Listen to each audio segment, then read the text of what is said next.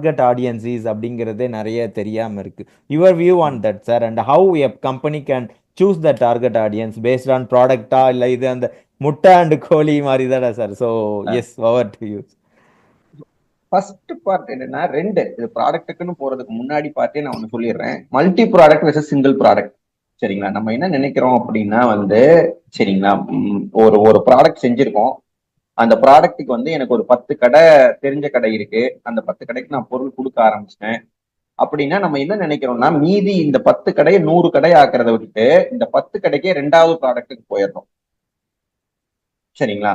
ஏன் அப்படின்னா revenue மேக்சிமைசேஷன் focus பண்ண ஆரம்பிச்சிடறோம் இன்ஸ்டெட் ஆஃப் டிஸ்ட்ரிபியூஷன் மேக்சிமைசேஷன். சரிங்களா?